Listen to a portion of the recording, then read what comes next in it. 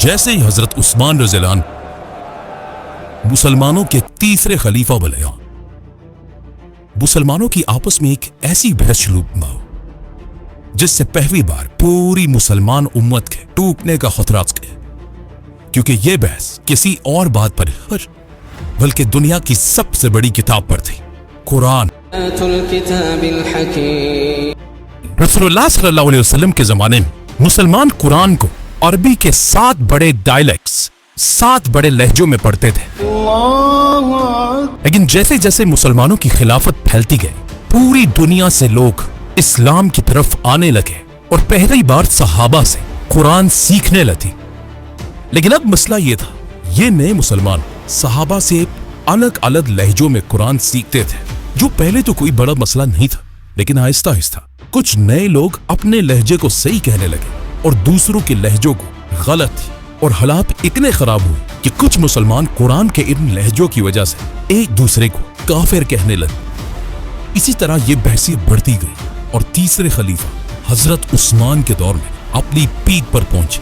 हजरत उस्मान के दौर में मुसलमानों ने यह सारा इलाका फतह कर लिया था और अब मुसलमानों की फौज तेजी से अजरबैजान की तरफ बढ़ रही। लेकिन वहीं अजरबैजान में जब एक दिन मुसलमानों की फौज नमाज के लिए खड़ी हुई, नमाज के फौरन बाद मुसलमानों की फौज की आपस में एक बहुत ही खतरनाक बहस शुरू है, जिसमें मुसलमान एक दूसरे के कुरान पढ़ने के तरीके को गलत कहने लगे और सिर्फ अपने लहजे को असल कुरान कहने लगे। आखिर यह बहस इतनी बढ़ गई कि ऐसा लगने लगा कि अब मुसलमान पहली बार एक दूसरे के खिलाफ ही तलवारें निकालेंगे। लेकिन मुसलमानों की इस फौज में एक बहुत बड़े सहाबी भी मौजूद थे, हुज़ैफा बिन यमान रज़ी अल्लाह अन्हु।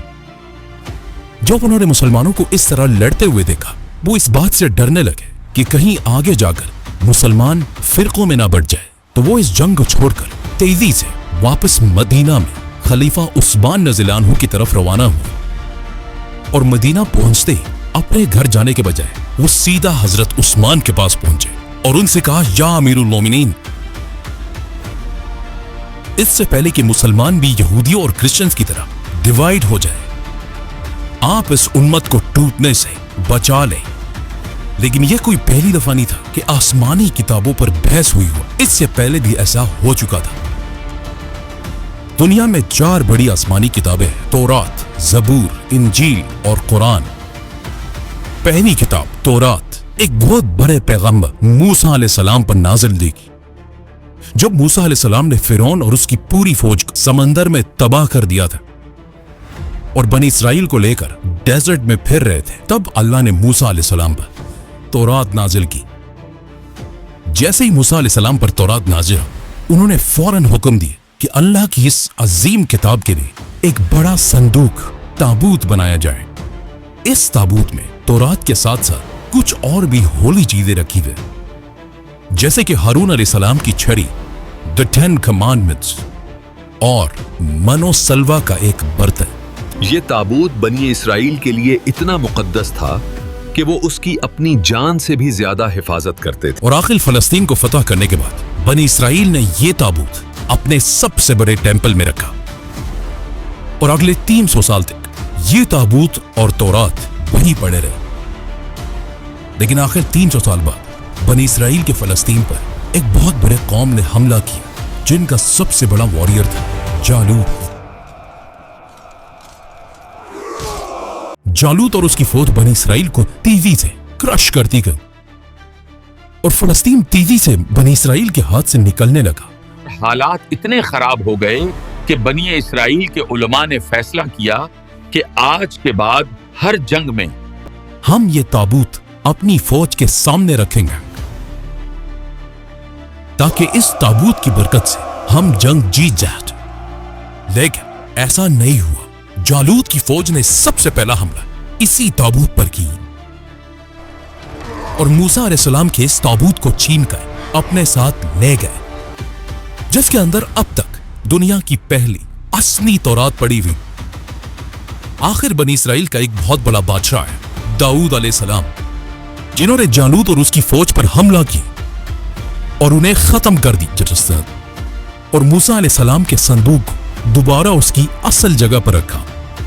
लेकिन यहां एक बहुत बड़ा मसला यह था, जब इस संदूक को खोला गया, इसके अंदर मूसा अलैहिस्सलाम की तौरात थी न। मगर पहली बार दुनिया से ओरिजिनल तौरात गायब हो चुकी थी। इसीलिए दाऊद अलैहिस्सलाम पर दूसरी आसमानी किताब नाजिल हुई, ज़बूर, जिसकी बात आने वाले प्रॉफिट्स तौरात को दोबारा लिखा और तौरात और ज़बूर को एक साथ एक ही जगह सेफ रख दिए। लेकिन दाऊद अलैहिस्सलाम के 400 साल बाद एक बार फिर फलस्तीन पर हमला किया गया। बेबीलोन के बहुत बड़े बादशाह बख्त नसर, उसने इतना खतरनाक हमला किया कि लाखों यहूदियों को मार डाला, यहूदियों के टेंपल को गिरा दिया और बख्त नसर ने अपनी फौज को हुक्म दिया कि जाओ और दुनिया की हर तौरात को जमा कर उन सबको आग लगा दो। और इस तरह एक बार फिर तौरात और ज़बूर दुनिया से गायब हो गए, जिसके बाद अगले 100 साल तक दुनिया में कोई भी तौरात और ज़बूर नहीं थी।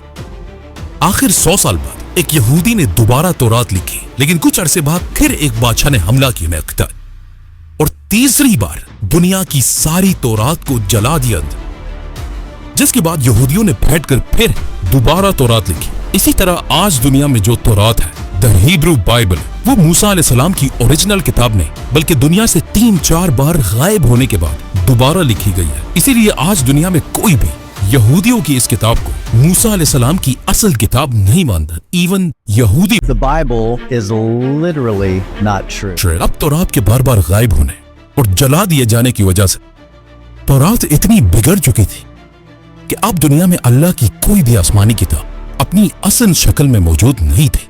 इसीलिए यहाँ पर अल्लाह ने अपने बहुत बड़े पैगंबर ईसा अलैहिस्सलाम पर अपनी तीसरी आसमानी किताब नाज़िल की, इंजील। लेकिन इंजील को भी बिल्कुल कुरान की तरह पहले दिनों में एक किताब की शक्ल में नहीं लिखा गया और ईसा अलैहिस्सलाम के दुनिया से जाने के बाद उनके फॉलोअर्स ज़बानी एक दूसरे को इंजील सिखाने लगे और आखिर ईसा अलैहिस्सलाम के 100 साल बाद एक आदमी ने दुनिया की पहली बाइबल लिखी और उसे सही इंजील कहने लगा। लेकिन इस आदमी की पहली इंजील को पूरी दुनिया के क्रिश्चियंस ने रिजेक्ट कर दिया और यहां से बिल्कुल तौरात और ज़बूर की तरह इंजील में भी कंफ्यूजन शुरू हुए, जिसके बाद हर तरफ लोग अपनी मर्जी से इंजील लिखने लगे। और आखिर ईसा अलैहिस्सलाम के 300 साल बाद एक ऐसा वक्त भी आया कि दुनिया में हजारों डिफरेंट इंजीलें थी। इसीलिए ईसा अलैहिस्सलाम के 300 साल बाद दुनिया के सारे क्रिश्चियन स्कॉलर्स की एक बहुत बड़ी मीटिंग हुई, जिसमें उन्होंने खुद ही अपनी मर्जी से इन हजारों इंजीलों में से सिर्फ 4 इंजीलों को सेलेक्ट किया और बाकियों को रिजेक्ट कर दिया। इसीलिए आज के जमाने की इंजील बाइबल को ईसा अलैहिस्सलाम की सही इंजील नहीं कहा जा सकता, बल्कि इवन क्रिश्चियंस भी इसे सही इंजील नहीं समझते। तो अब तौरात, ज़बूर और इंजील तीनों आसमानी किताबें जब दुनिया से गायब हो चुकी थी, तो अल्लाह ने दुनिया में अपनी आखिरी किताब नाजिल की, कुरान। लेकिन बिल्कुल तौरात, ज़बूर और इंजील की तरह जब मुसलमान हजरत उस्मान के दौर में कुरान पर भी बहस करने लगे, उसी वक्त हुज़ैफा बिन यमान रज़ियल्लाहु अन्हु खलीफा उस्मान के पास पहुंचे और उनसे कहा, या अमीरुल मोमिनीन, इससे पहले कि मुसलमान भी बिल्कुल यहूदी और क्रिश्चियंस की तरह अल्लाह की किताब पर इख्तिलाफ में पड़ जाए, आप इस उम्मत को बचा लें। लेकिन खलीफा उस्मान रज़ियल्लाहु अन्हु को इस मसले का पहले से ही पता था, क्योंकि इससे कुछ ही दिन पहले एक दिन मदीना में 2 बच्चे एक दूसरे को कुरान सुना रहे थे। इन दोनों बच्चों का कुरान था तो एक ही, लेकिन इनके कुरान का लहजा एक दूसरे से डिफरेंट था, जिसकी वजह से ये दोनों बच्चे आपस में लड़ने लगे। जब उनके टीचर्स को इसका पता चला, इन बच्चों के टीचर्स भी कुरान के लहजों पर लड़ने लगे।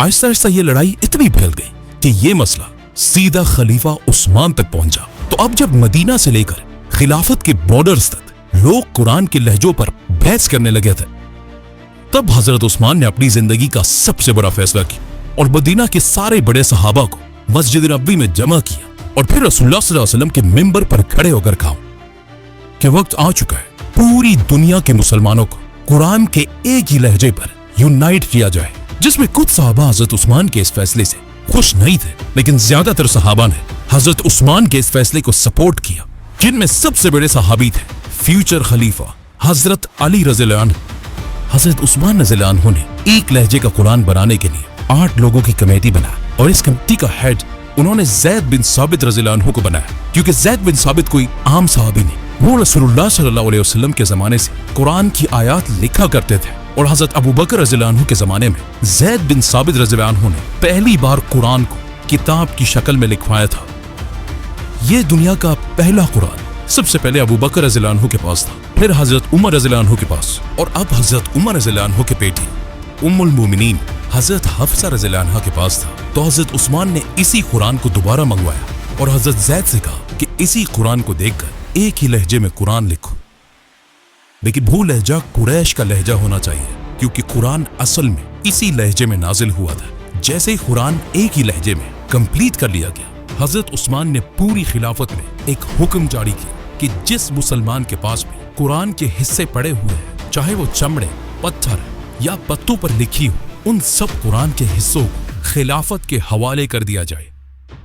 जिसके बाद पूरी दुनिया के मुसलमान अपने अपने कुरान के नुस्खों को खिलाफत के ऑफिसेस के हवाले करने लगे। जब कुरान के ऑलमोस्ट सारे नुस्खे हजरत उस्मान के पास जमा हुए, हजरत उस्मान ने हुक्म दिया कि अब इन सब को आग लगा दी। जैसे ही इन सब को आग लगाई गई, उसके बाद अब दुनिया में सिर्फ एक ही कुरान बाकी रहा, कुरैश के लहजे में लिखा गया कुरान।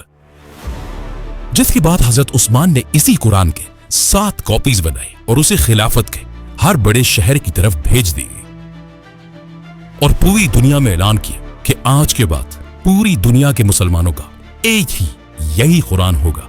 हजरत उस्मान के इसी कुरान को आज पूरी दुनिया के बिलियंस ऑफ मुसलमान डेली पढ़ते हैं और हजरत उस्मान के जमाने का कुरान दुनिया के कुछ हिस्सों में पड़ा हुआ है। उज़्बेकिस्तान, इस्तांबुल, दमिश्क और इवन बर्मिंघम में भी उसी कुरान का कुछ हिस्सा आज तक पड़ा हुआ है। इस तरह हजरत उस्मान ने कुरान को आज के तौरात और इंजील की तरह बिगड़ने से बचा लिया, क्योंकि आज पूरी दुनिया में कोई भी कुरान की ऑथेंटिसिटी पर सवाल नहीं उठा सकता।